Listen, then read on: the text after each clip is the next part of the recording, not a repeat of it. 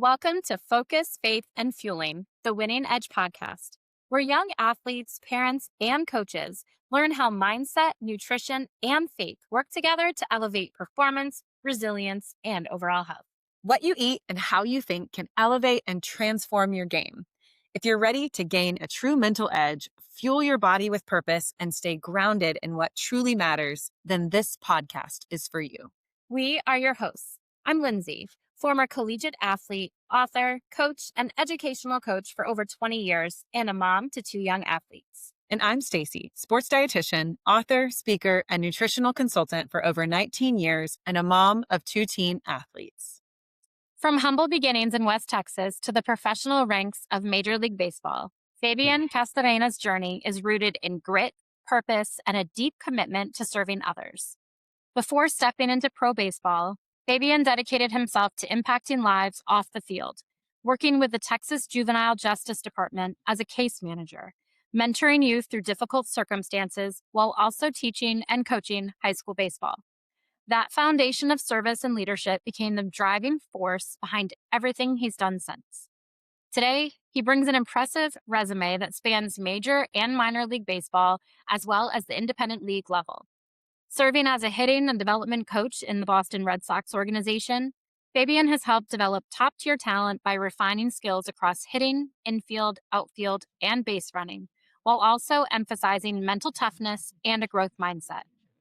His experience includes coaching with the Kane County Cougars, serving as head baseball consultant for Rise Above Sports Group, coaching high school baseball in Katy, Texas, and leading his own company, Castorena Baseball Development. A certified expert in driveline hitting and mental performance mastery, Fabian is also bilingual and known for his ability to connect, teach, and develop athletes at every level. With academic roots in criminal justice and global homeland security, and a reputation for being a true servant leader, Fabian is passionate about shaping champions, not just on the field, but in life. Fabian, thank you so much for joining us on the podcast today.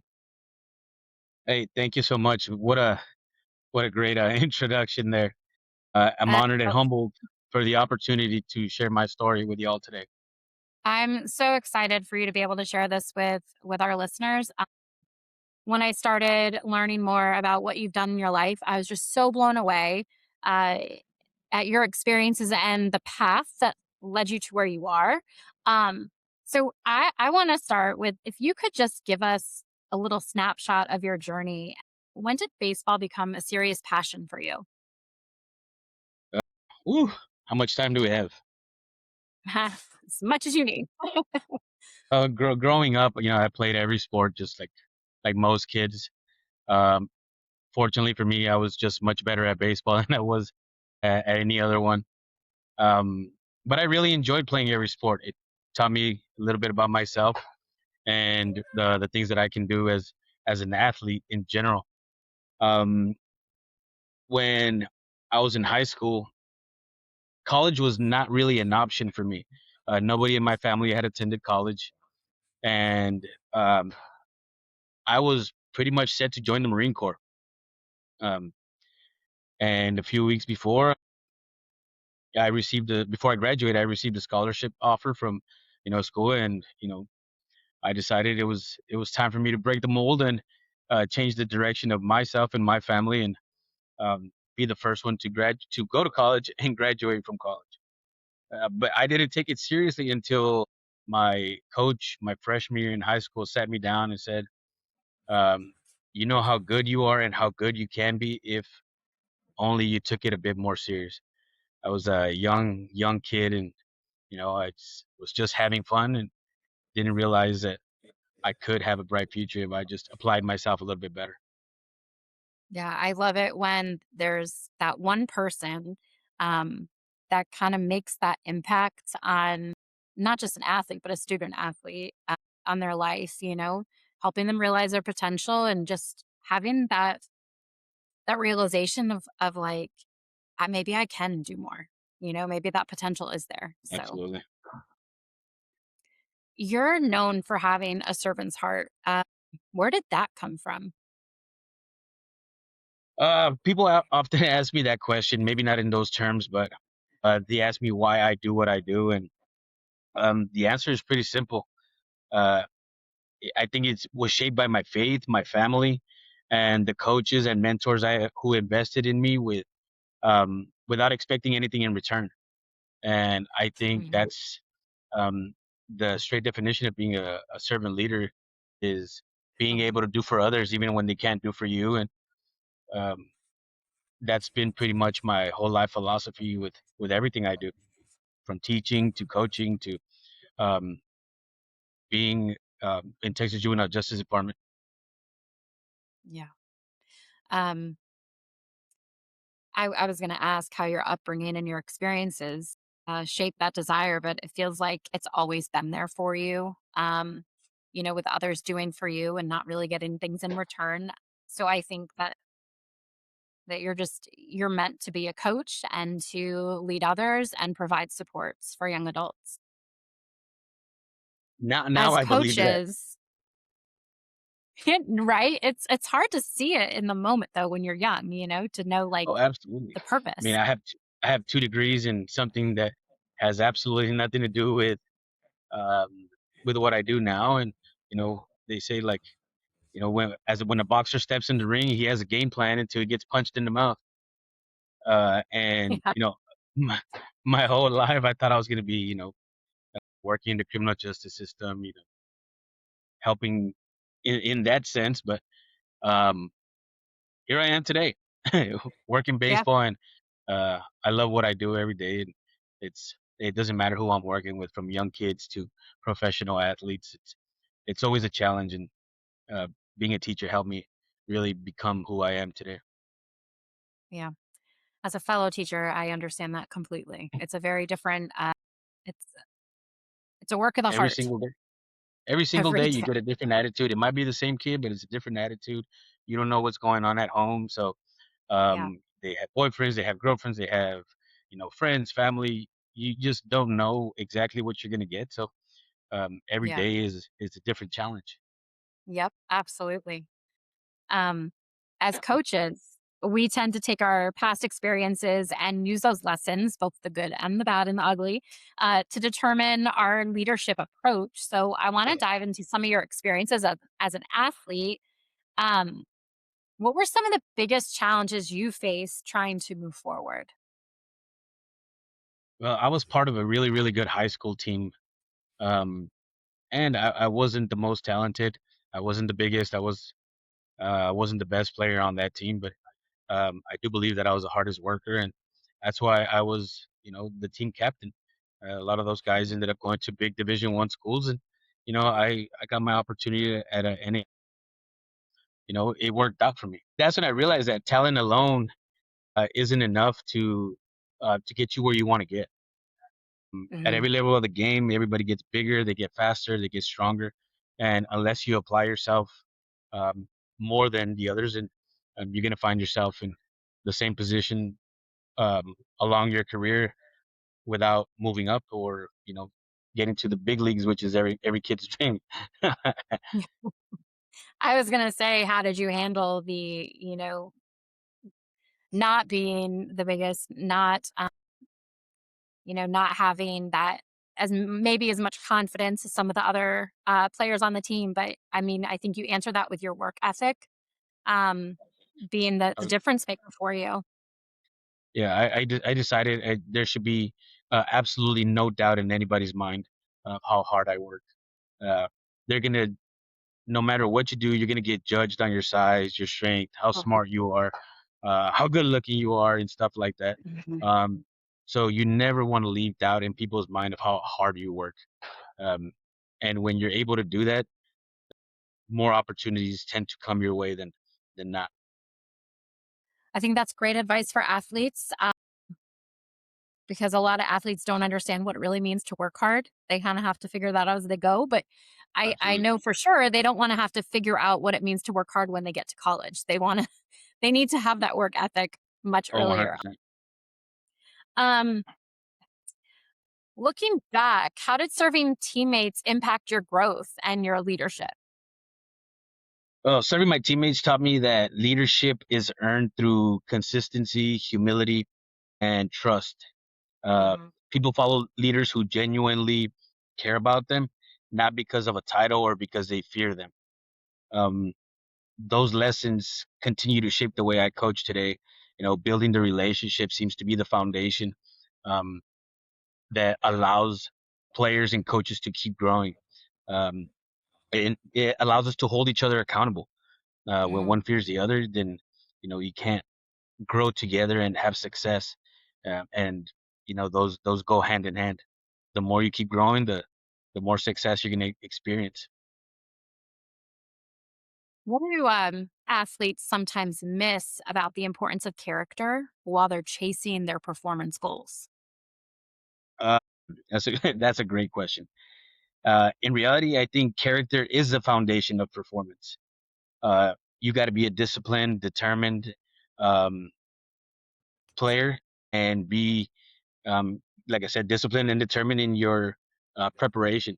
Humility allows you to be coached, and when you're not a humble player, uh, Mhm. odds are you're not going to grow. You're not going to keep learning. You're not going to be a selfless person who's going to make your team stronger. These qualities don't just make you a better person. These qualities make you a better athlete in general. I agree completely. Um, I want to shift and I want to talk a little bit about now your experience in the juvenile justice department because I think that that has shaped so much of who you are as a coach in working with athletes. And so I know that's incredibly intense and a very powerful role to be in just because of the dynamic that you have with the kids and the situations. But how did that opportunity come about for you? Well, before I got there, I actually was a federal agent for the Department of Homeland Security, and I Okay. got the opportunity to work with a lot of kids during that time. And I decided I wanted to make a bit more of an impact with the kids that really needed it. Mhm. And I saw an opening, and I was fortunate enough to be in the position to qualify for it. And I became in charge of the serious and capital offender treatment program in Giddings, Texas, where I worked with criminals from, you know, murderers, rapists, 13 to 18 years old, who, unfortunately, Yeah. find themselves in the system. Pretty early on too. That's very Absolutely. young to be in those situations. Hmm. Were there moments when you were working with these kids where you were thinking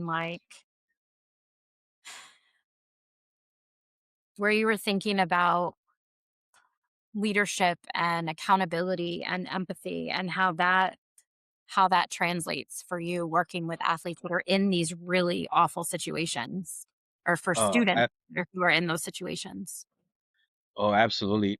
I often encountered many of those talented young kids that I have seen on TV, uh, on Friday Night Lights and stuff like that, that were great athletes that unfortunately either made a dumb mistake or were just Mhm. products of their environment where um, survival needed to occur, and they did what they had to do.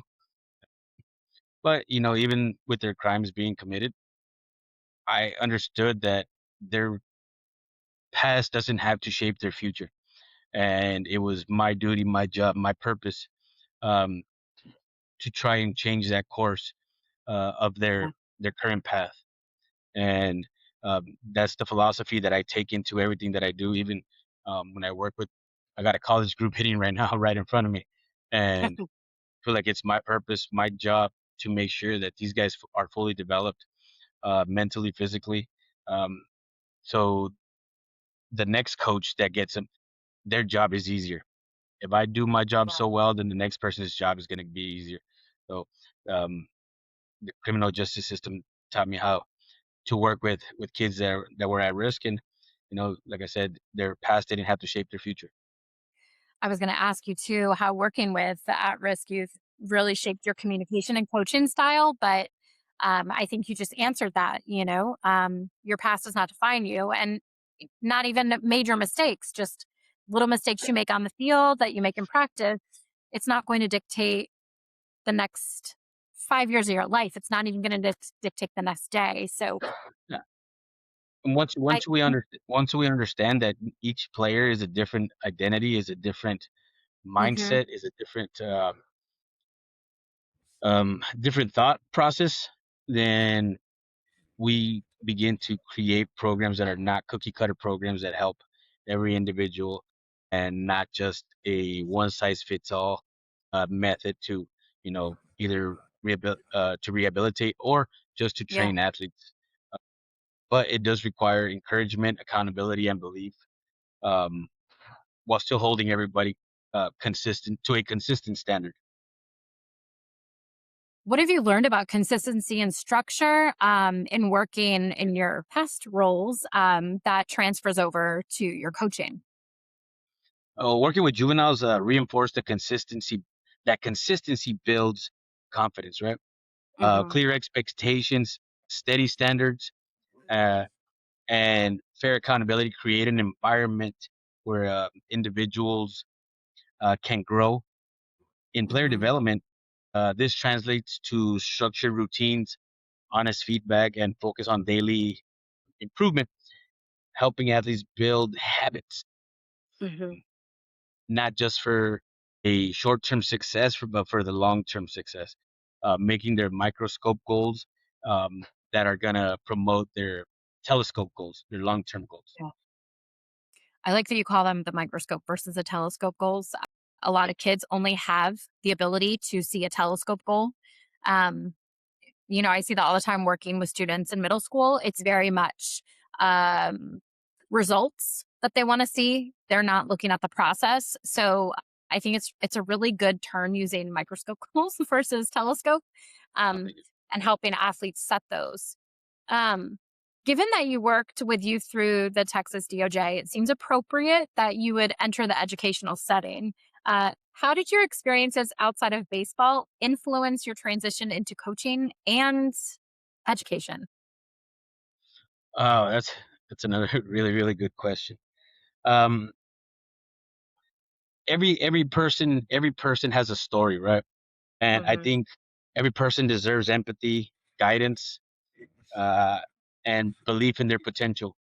And most of the time, when we're dealing with young athletes, their parents are not their source of belief or guidance. They seem to be their coaches as well, instead of their biggest fans, and that translates to you know grudges or not reaching their full potential because um, because it's not a natural environment for most where Right. they don't believe that their parents have uh, their back, if you would, and they're just constantly hounding them. And it transitioned into that role pretty natural, to be quite honest. Um, Ultimately, my journey, not as I didn't consider it as shifting careers, but just changing the environment, um, which it still involved helping youth. It was just a different clientele, if you would. Yeah. Uh, I do want to kind of shift a little bit too, because you don't just work with younger athletes. Like, right now you have a group of college kids hitting, but you also work with professional level athletes. Um, Can you share a little bit about what the day in the life of a minor league coach really looks like? Whew. Well, yeah, people seem to believe it's some kind of secret society where it's incredibly incredibly um, difficult to get in, but your people are chosen for a reason. And I was told once you get over the feeling of I'm lucky to be here, then you become the coach that you were brought here to be. Once I Mhm. believed that, then my daily routines even changed when I believed that I belonged there. With high level coaches that coached, Hall of Famers Yeah. like Nolan Ryan, um, Roger Clemens, and it was. I was kind of in awe at the beginning, and once I got that mentorship from a fellow coach, and um, like I said, my daily routines changed from just trying to be there to giving everything I had possible, from video to developing plans, and many doors open for me at that time where I was moved from position to position because I was doing a good job at everything that I was doing. So um, it was it was a tough job because you have players' careers at stake, and some Right. of them come from a different country, and that's all they have.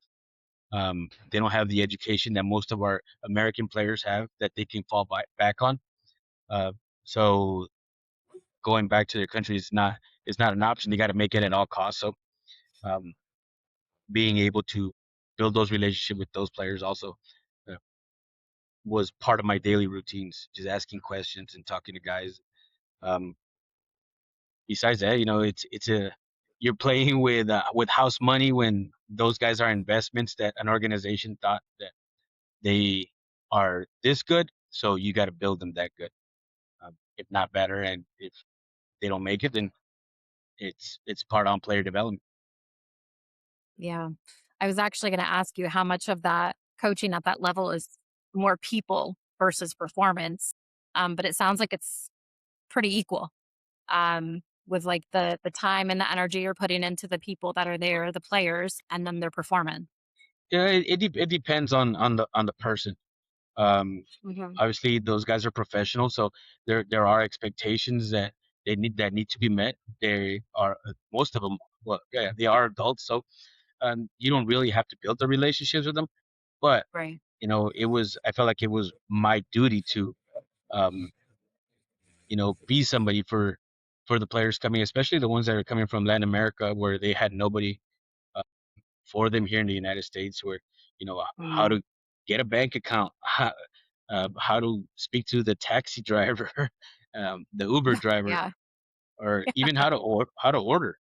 Um, and I those just by building those little relationships, I still keep in communication with a lot of guys that have made it to the big leagues or have gone to different organizations.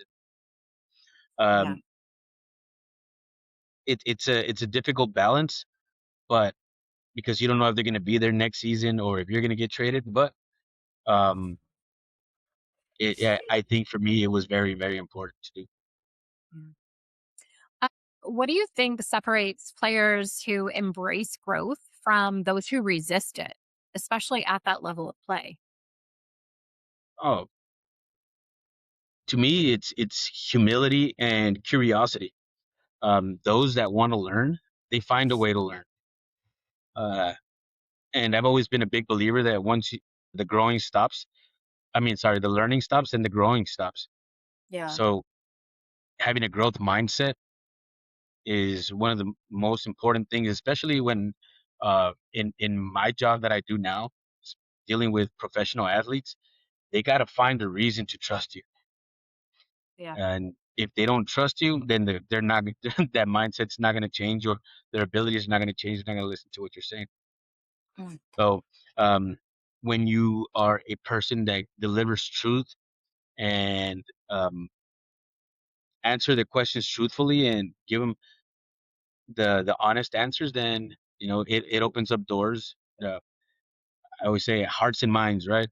You win their Yeah. heart, you win their mind. And if you can't do that, you can't build a relationship as a teacher, as a coach, or even as a parent. Um, it's going to be impossible to get people to do the things that you want them to do. Let's talk about your coaching philosophy a little bit more.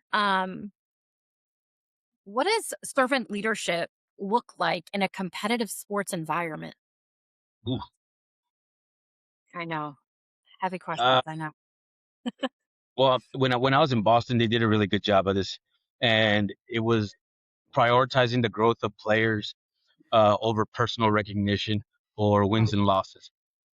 Um, Ultimately, the big goal is to make sure those guys make it to the big leagues, and if we can be a small step of their career, then we did our job.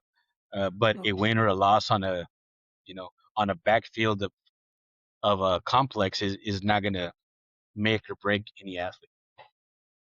So, like I said, my uh, philosophy believes that true leadership focuses on develop future leaders, not just followers. I respect that a lot. I think that, sometimes there's a lot of coaches out there who care more about the wins and losses in youth sports in particular than they do who their individual athletes are. Um, and, I've definitely seen in select baseball, the younger ages where, a kid's not quite at the level some of the other kids are. And so they're quick to let him go instead of maybe hone in on that player more and see where you can get them to grow and push them to succeed and what it could be like in Absolutely. another season. So I like that you said that's something that even professional coaches are looking for, personal growth over just the wins and losses. Um, how do you hold players accountable while still leading with care and respect? And I want to focus more on your high school level athletes because I think the further you up your level of play, the more you're the more acceptable you are of criticism, and you're usually better at holding yourself accountable. But for high school students in particular, how do you hold them accountable? Oh, once again, accountability is most effective when it's built on trust. By setting clear expectations and addressing behaviors, not the Mhm. character. The player understands that the correction is meant to help them grow. And when athletes feel supported and believed in, they are more open to accountability. When they don't want to let you down, Yeah. they believe that you have their best interest in mind. That it's easier to hold them accountable for things that they don't do. Mhm. What does a truly coachable athlete look like to you? Ooh. Curious and humble, Okay. open to feedback, 100% open to feedback. Hmm. A coachable player seeks improvement. They stay resilient and consistently make adjustments to their daily routines, to everything that they put their mind to. Um, and with talent, it may create opportunities, but coachability determines their long term success. I agree. Completely agree with that. I want to ask you now because you've you've worked with all different age groups. So, considering your experience with high school athletes and the pros, what do you think for both groups? What's something that they need that goes unnoticed more often? Hmm. Something that goes unnoticed.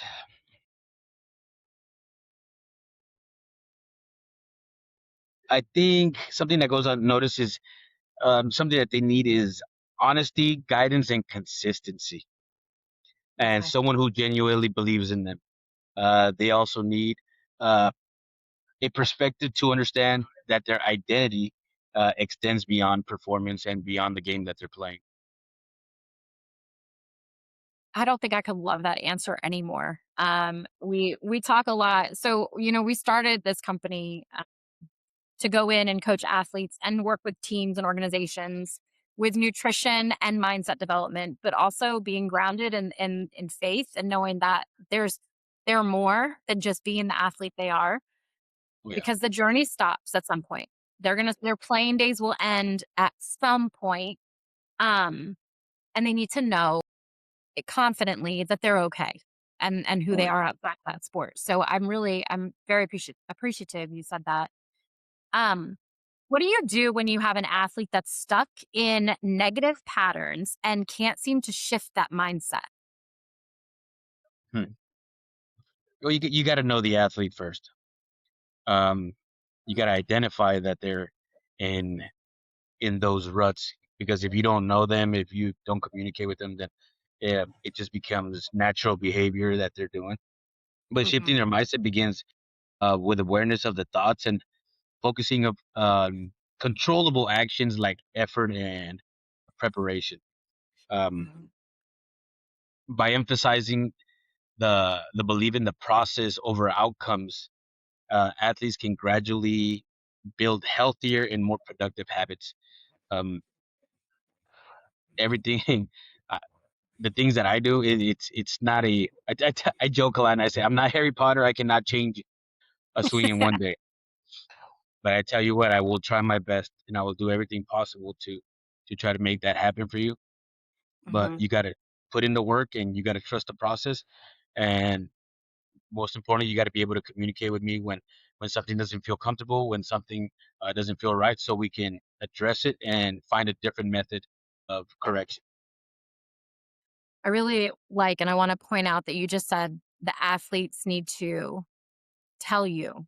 The athletes, I feel like a lot of times athletes think when they're younger that they're supposed to be told all the things. They don't realize that they need to be engaging in that communication with their coach and they have to advocate for themselves um, almost as much so that they have then a team in process. It's not just themselves or it's not just the coach telling them, they're working together. And I think that's something that I'm really thankful you brought up with the communication. You've said that a couple times tonight too, but I was like, oh, I just, I don't think athletes understand that enough. That your coach wants you to talk to them.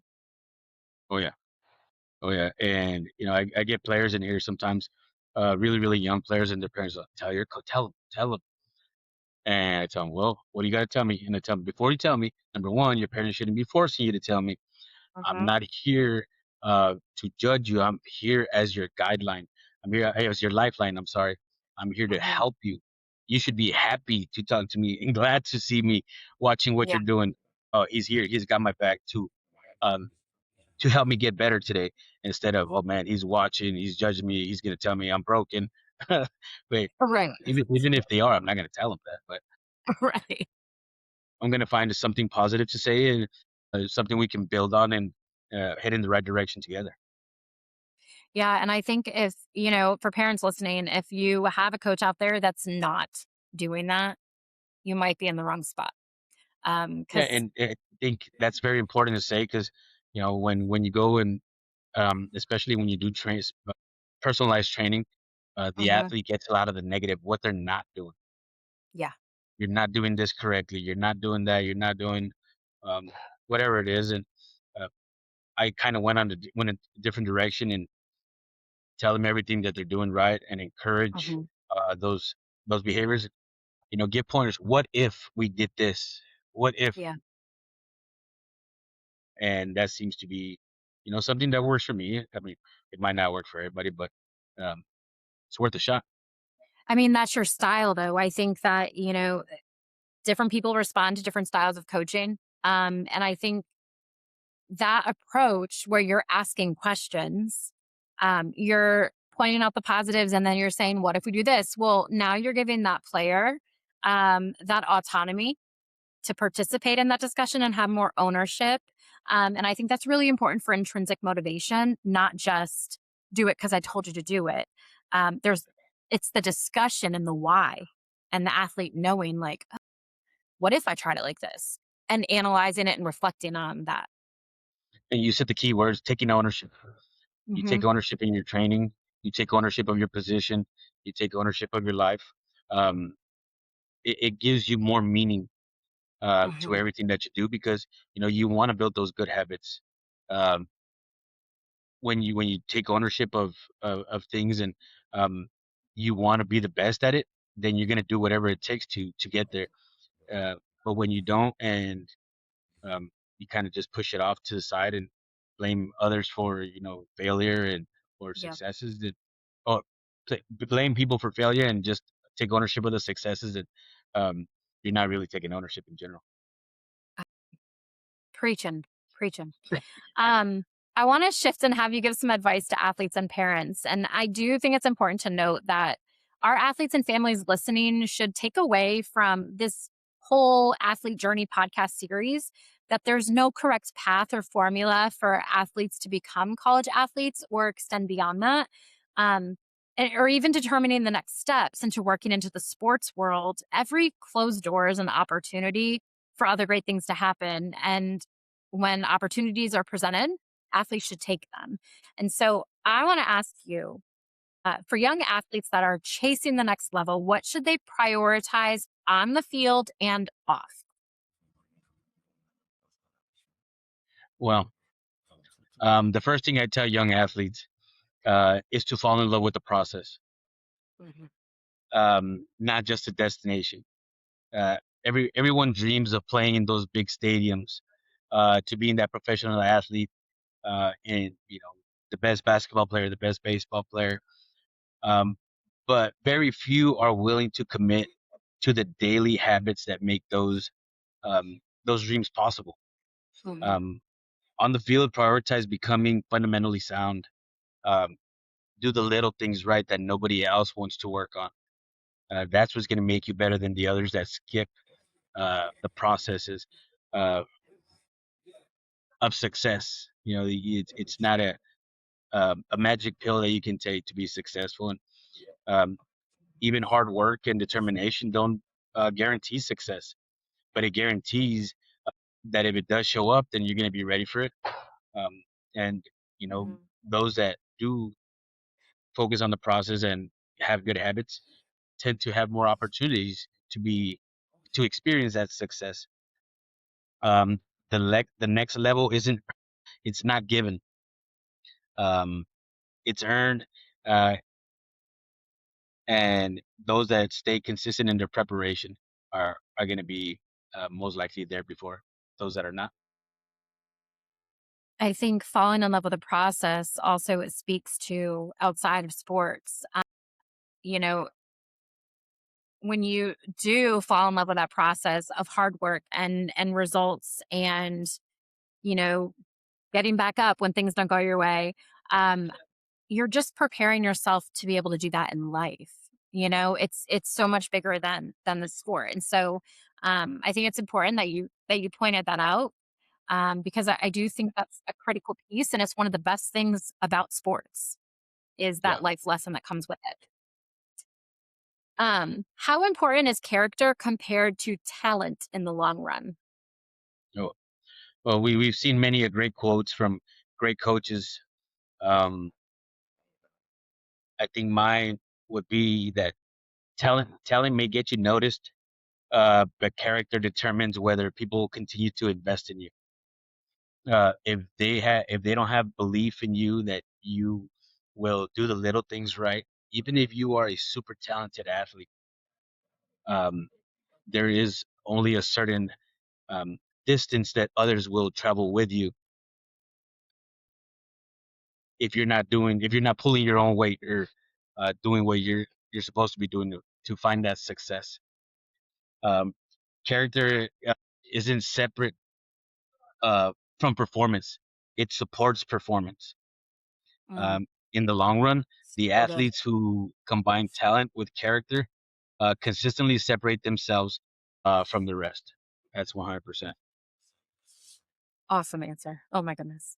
Um, how did your time serving others off the field strengthen you? And do you recommend that to athletes to serving others off the field as well?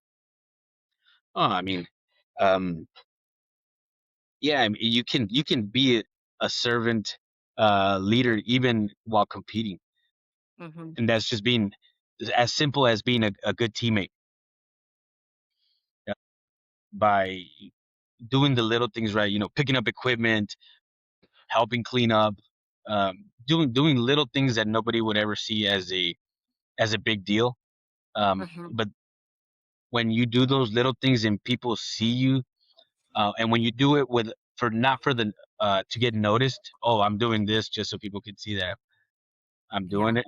And they know you're a genuine person. Then yeah, I believe people should be doing it, and it's a good thing for players to be able to do in anything that they do.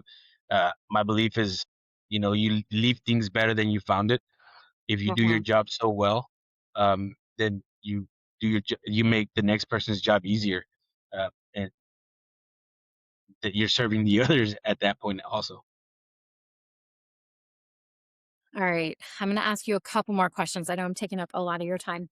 Um, where do you think true confidence comes from? Hmm. Where does true confidence? True confidence comes from their preparation. Hmm. Um, it doesn't come from success. It comes from the little things that you do to get yourself the opportunity. And if you have done the things necessary for to prepare for that opportunity, then you know a success may attend your efforts. Anyone can feel confident when things are going good. Uh, Real confidence is stepping into the batter's box after going 0 for 12, 0 for 20, uh, and still believing the process, still believing in your process because Hmm. you've prepared the right way. And um, you know there are no guarantees in this game, unfortunately. Yeah, But um, uh, confidence is built on three things: preparation, um, competence, and perspective. Preparation gives you peace because you know you've done the work. that's a really good response. Preparation gives you peace. You know what? I'm gonna connect that to something. My son would be so proud of me because I watched the home run derby last night, and Jordan Walker, I have never seen somebody so calm, and he looked so at peace at the last set of at bats, and I think he had missed a couple, and so it was like, oh, he had to get like the last three Yeah, to tie it, and he did. And then they panned to his parents, and you could see they were like, it's almost like they knew, but he was so calm and relaxed, and it was just very clear that like this guy has put in that work. He was so prepared, nothing was going to shake him, and I you could see that confidence. And so I love that you just said, that the preparation is your confidence, and it's that peace that comes with it. So that's love it. Love it. I actually got to see what you meant from watching last night. yeah, uh, yeah. I mean, there are signs of it. You can tell when somebody's just they're dialed in, and when they Yeah. truly believe it themselves. And that guy is definitely one of them. Nerves of Yeah. steel. It's the biggest stage, and you know, being able to perform like that is just something special to watch. It was pretty amazing, not gonna lie. Um, all right, so I have two last questions for you. The first one is, what's one word that defines your journey? I could think of many. One word: I know I made purpose. I made it really hard. What? Purpose. Purpose. Uh, and every step of my journey, from athlete to working in juvenile justice department to education and um, working with professional baseball, has been driven by that same purpose, Mhm. serving others and helping them grow. Coaching is more than developing players. Mhm. It's about developing people. Perfect. I don't even think I should ask you the last question because that was such a great answer, but I'm going to because I just want to know, what's the best lesson you've learned outside of baseball?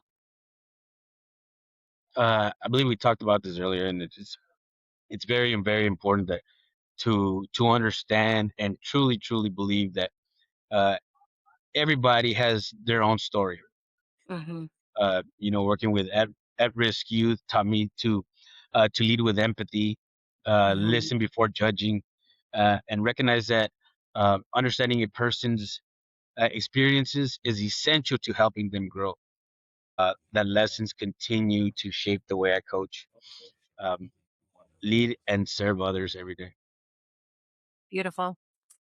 I have really enjoyed this conversation. Look forward to Likewise. seeing the success that you have with your program and in the future. And we'll stay in touch for sure.